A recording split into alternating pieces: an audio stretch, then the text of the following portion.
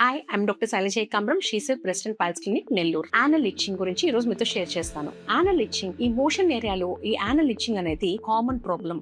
ఇది చాలా మంది షేర్ చేసుకోలేక షైగా ఫీల్ అయ్యి వాళ్ళకై వాళ్ళే సెల్ఫ్ మెడికేషన్ తీసుకుంటూ ఈ ప్రాబ్లమ్ ని ఇంకా వర్సన్ చేసుకుని వస్తూ ఉంటారు. సో ఈ యానల్ ఇచ్చింగ్ కి కామన్ కాసెస్ ఏంటి అంటే, number 1 hygiene. Continuous sitting position లో ఉండడం వల్ల అక్కడ స్వెట్టింగ్ వచ్చి అక్కడ హెయిర్ ఎక్కువ ఉండడం వల్ల కూడా ఈ ఇచ్చింగ్ అనేది కామన్ గా ఉంటుంది.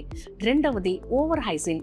ఈ ఓవర్ హైజీన్ కొంతమందిలో ఎక్కువ మేము చాలా హైజీనిక్ గా ఉంటాము అని చెప్పి వైప్స్ తీసుకొని ఎక్కువ రబ్ చేయడము, డెటాల్ తో ఫ్రీక్వెంట్ గా క్లీన్ చేసుకోవడము, ఇలాంటివి చేయడం వల్ల కూడా ఆ కెమికల్స్ వల్ల వీటి వల్ల కూడా ఈ ఇచ్చింగ్ అనేది కామన్ గా చూస్తూ ఉంటాం. మూడవది వామ్ ఇన్ఫెస్టేషన్. ఈ వామ్స్ అనేది కామన్ గా చిల్డ్రన్ లో చూస్తూ ఉంటాం. అది కూడా పిన్ వామ్స్ వల్ల ఈ చిల్డ్రన్ లో ఇచ్చింగ్ అనేది ఉంటుంది. వాళ్ళలో ఎక్కువ నైట్ టైం ఈ ఇచ్చింగ్ అనేది చూస్తూ ఉంటాము. నాలుగవది ఫంగల్ ఇన్ఫెక్షన్. ఈ ఫంగల్ ఇన్ఫెక్షన్ ఎవరిలో వస్తుంది? బాత్ తీసుకున్న తర్వాత సరిగ్గా డ్రై చేసుకోకుండా వెట్గా ఉన్నప్పుడే క్లోత్స్ వేసుకోవడము, లేదు టైట్ క్లాత్స్ యూస్ చేయడము, ఇంకా జీన్స్ ప్యాంట్స్ యూస్ చేయడము, ఈ కంటిన్యూస్గా ప్రెషర్ అనేది ఉండడం వల్ల వాళ్ళలో ఫంగల్ ఇన్ఫెక్షన్ వల్ల కూడా ఇచ్చింగ్ అనేది వస్తూ ఉంటుంది. ఇంకా లాస్ట్ది మెడికల్ ప్రాబ్లమ్స్. ఈ మెడికల్ ప్రాబ్లమ్స్ ఏంటి?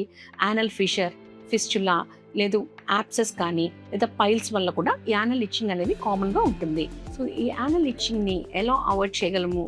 ఇంట్లోనే మనం తీసుకునే మెషర్స్ ఏంటంటే, మీ నెయిల్స్ని ట్రిమ్ చేసుకోవడము, డైలీ 2 times బాత్ చేయడము, ఆ ఏరియాని డ్రైగా పెట్టుకోవడము, హైజీన్ మెయింటైన్ చేయడం వల్ల కూడా మనం దీన్ని అవాయిడ్ చేయవచ్చు.